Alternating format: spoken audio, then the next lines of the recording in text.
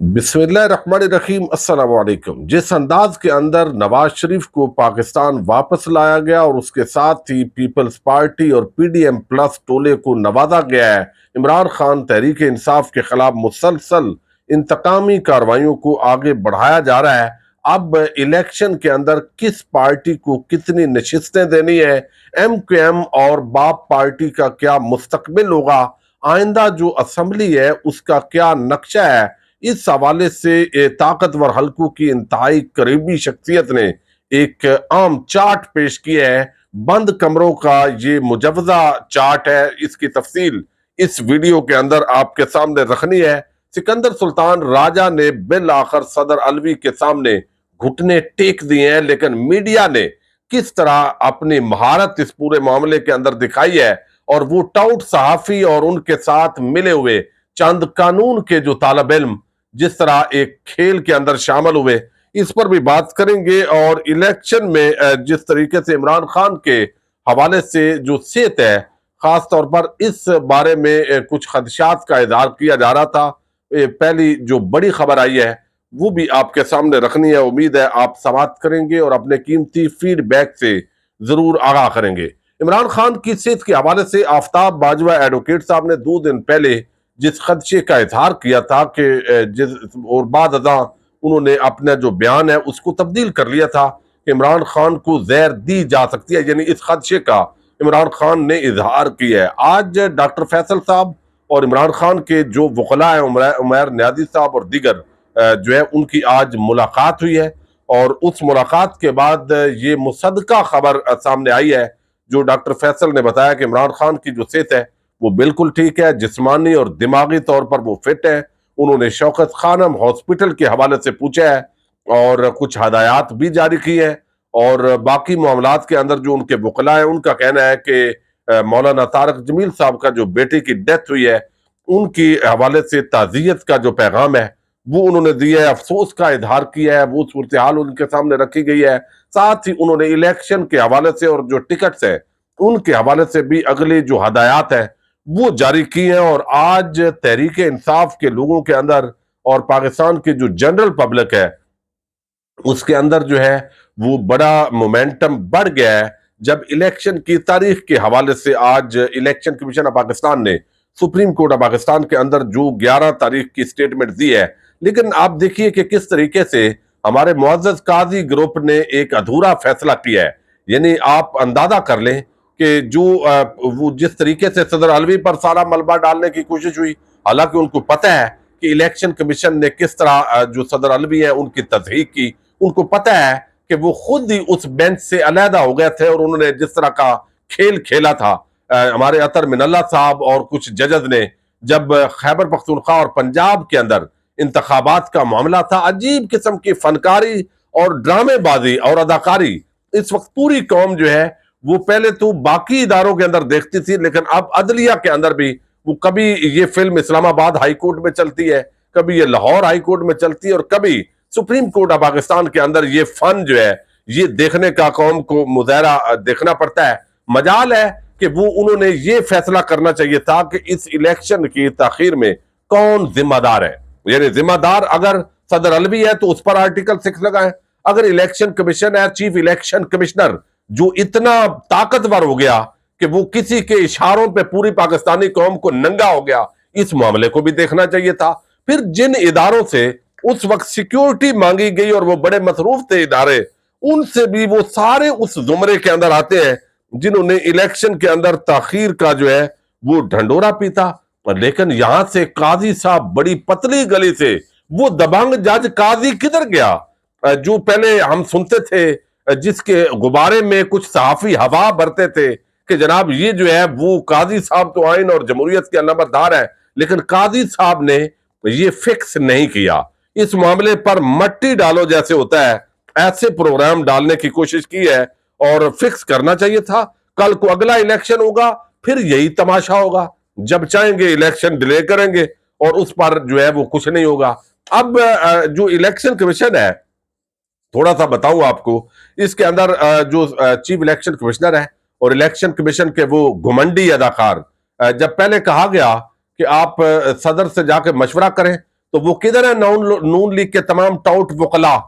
جو آدم نذیر تارڑ، احسن بھون اور ان کے ساتھ ملے ہوئے وہ عطا تارڑ، پھر ان کے جو گماشتے ٹی وی چینلز پر اینکرز کی صورت میں بیٹھے ہوئے ہیں وہ کہاں گئے ہیں؟ جو کہتے تھے کہ الیکشن کی تاریخ دینا الیکشن کمیشن کی ذمہ داری ہے۔ موجودہ نگران حکومت کے اندر جو وزارت قانون نے جو رائے دی اور وہ سارے جو ایک خاص پارٹ کردار ادا کر رہے تھے، یہ سارے لوگ اگر انصاف ہوتا تو ان کو انصاف کے کٹہرے میں آنا چاہیے تھا، پھر پتا چلتا کہ یہ قاضی صاحب واقعی قاضی ہے، یعنی یہ جو ہے قاضی القضات ہے۔ لیکن آپ دیکھیے کہ کسی کو سزا نہیں دینی، چونکہ ایسے نہیں لگتا ابھی تک جو تاثر آ رہا ہے کہ نواز شریف کا جو بھی حامی ہے قاضی صاحب اس کے خلاف نہیں جا سکتے، جو بھی نواز شریف کے فیور میں ہوگا تانے دیں گے، جو عمران خان کا حامی گا اس کو تانے دیں گے، کوئی ادھر کی بات کریں گے، فیض آباد کے دھرنے کا معاملہ ہوگا 2014 کے دھرنے میں پہنچ جائیں گے، ضیاء الحق تک پہنچ جائیں گے، لیکن جو ابھی آئین اور قانون کو روندا جا رہا ہے پچھلے کچھ مہینوں سے اس پہ نظر ہی نہیں ہے سرکار کی، لیکن بہرحال فکس نہیں کیا گیا۔ اب آپ دیکھیے پتلی گلی سے کیسے یہ نکلے ہیں۔ چیف جسٹس نے کہا کہ 90 روز میں الیکشن کرانے کے جو کیس ہے اس میں ہم اور کسی طرف نہیں جائیں گے، صدر مملکت سے الیکشن کمیشن کے رابطے کا انتظام کرائے اٹارنی جنرل اور جا کے دروازے پر دستک دیں۔ اب جو الیکشن کمیشن ہے اور پھر جو ہے وہ اب کیا کیا، اب یہ حکم دیا ہے سپریم کورٹ نے اور کل تاریخ فیصلہ کر دیا جائے گا۔ اب کیا ہوا کہ جو میڈیا ہے وہ چونکہ شرم ہے یا تو اب بہت ختم ہو گئی ہے تقریباً، یا پھر مینجمنٹ ہو رہی ہے میڈیا مینجمنٹ، انہوں نے کہا کہ الیکشن کمیشن کا صدر علوی سے مشاورت کا فیصلہ، بھئی بڑا احسان کر دیا ہے، سپریم کورٹ نے حکم دیا ہے تو وہ بے شرمی کے ساتھ اب جا رہے ہیں، انہوں نے حکم دیا تو جا رہے ہیں، تو اس پہ تنخواہ لے رہے ہیں، کوئی پاکستانی قوم پہ احسان کر رہے ہیں۔ پہلے جو ان کی تنخواہ انہوں نے لی ہے اس دوران، اگر کوئی ملک ہوتا، قانون ہوتا، کوئی چیف جسٹس صحیح معنوں میں بیٹھا ہوتا تو جو لوگ جو ہے وہ اس پورے معاملے کے اندر الیکشن کی تاخیر میں ملوث ہیں ان کی تمام کی تنخواہیں اور مراعات جو ہے وہ واپس ہونی چاہیے تھی، کیونکہ نگران حکومت صرف الیکشن کے معاملات کے لیے آتی ہے 3 مہینے کے لیے، اس سے اوپر ان کی تنخواہ مراعات عللے تللے پاکستان کے ٹیکس پیئر کے پیسے ہیں وہ ضائع ہوتے ہیں، وہ لینے چاہیے۔ چیف الیکشن کمشنر اور سارے الیکشن کمیشن سے وہ تنخواہیں اور مراعات واپس لیں جو 90 دن سے زائد پر وہ جو کہ لے کے گئے ہیں، لیکن چونکہ قاضی صاحب کا کون سا گھر کا مال ہے تو لہذا وہ گول مول سا ایک فیصلہ کر دیا گیا ہے اور یہ اپنی جگہ۔ لیکن اب اگلا جو الیکشن ہے اس کی پہلی دھاندلی یہ ہے کہ عمران خان کو جس طرح بند کیا گیا ہے، جس طرح تحریک انصاف کے لوگوں کو اندر دھکیلا جا رہا ہے، جس طرح پارٹی جو ہے وہ توڑی جا رہی ہے، جس طریقے سے چاہے پارٹی کے مضبوط لوگ جو ہے وہ ٹکٹ لے نہ سکیں، 9 مئی کے واقعات کے اندر ساروں کو یہ سب سے بڑی دھاندلی تحریک انصاف کے خلاف ایک تو یہ پہلے ہی ہو گئی ہے، اس کو کہتے ہیں پری پول ریگنگ، الیکشن سے پہلے ہی دھاندلی تاکہ ٹکٹ نہ لیں، جو لے اس کے خلاف جو ہے وہ ایک ماحول پیدا کر دیا جائے۔ اب اس پورے معاملے کے اندر جو سب سے عام چیز ہے وہ یہ ہے جو میں نے آپ کے سامنے رکھنی ہے کہ جس طریقے سے یہ سارا معاملہ ہوا ہے، اب اس کے اندر جو ہے وہ پورا کیا پلاننگ کی گئی ہے، کیا ماحول بنایا گیا ہے جس کے ذریعے اگلا الیکشن جو ہے وہ نون لیگ اور پیپلز پارٹی کو دینا ہے۔ گزشتہ روز طاقتور حلقوں کے ایک بڑی قریبی شخصیت ہے، آپ کو علم ہے، اور نواز شریف کے بھی بڑے قریبی دوست یار ہیں، وہ آپ کو علم ہے کہ ان کا نام سہیل وڑیچ ہے۔ انہوں نے ایک کالم لکھا ہے اور اس کالم کے اندر جو ایک پورا نقشہ ہے، ایک مبینہ، یعنی آپ ان کی خبر کہہ لیں یا تجزیہ کہہ لیں، بہرحال جو تجزیہ بھی ایک قریبی شخصیات کا ہوتا ہے ان کو وہ بہت ساری چیزیں نظر آ رہی ہوتی ہیں۔ میں چند چیزیں رکھتا ہوں تاکہ آپ کو نظر آئے کہ کس طرح کا ایک مجوزہ جو چارٹ ہے وہ بنا لیا گیا، چونکہ عمران خان کو تو آنے نہیں دینا۔ انصار عباسی صاحب کہتے ہیں کہ عمران خان اگر بغیر معافی مانگے آ گیا تو پھر تو ٹکراؤ ہوگا، نواز شریف کے ساتھ تو ٹکراؤ نہیں ہوگا۔ بھئی 9 مئی کا وہ کیا کہتے ہیں یار، اب کیا کرنا ہے اس کا؟ بہرحال یہ ساری چیزیں ہیں، غلطیاں جنہوں نے کی ہیں سب کو معافی، 9 مئی کے بعد جو عام عوام کے ساتھ کیا گیا ہے پہلے اس پہ بھی معافی مانگنی چاہیے اور سب کو معافیاں مانگنی چاہیے۔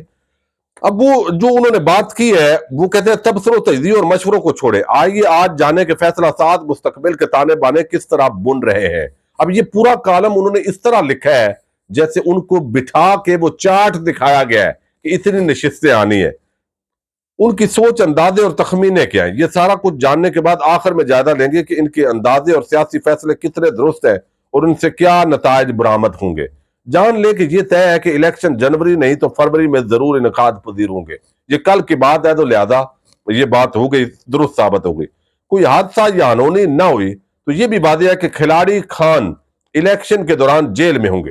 اور الیکشن سے پہلے ہی نااہل بھی قرار دیے جا چکے ہوں گے۔ یہ بھی پلان مکمل ہو گیا ہے، مزید ہو جائے گا۔ اعلیٰ سطح پر اندازہ یہ لگایا گیا کہ آئندہ پارلیمان ہانگ ہوگی، یعنی کسی بھی جماعت کو قطعی اکثریت حاصل نہیں ہوگی۔ سب سے زیادہ نشستیں لینے والی جماعت کو وزارت عظمیٰ ملے گی اور دوسرے نمبر پر آنے والی جماعت کو ملک کی صدارت ملے گی۔ یعنی یہ اب صدارت، یعنی صدر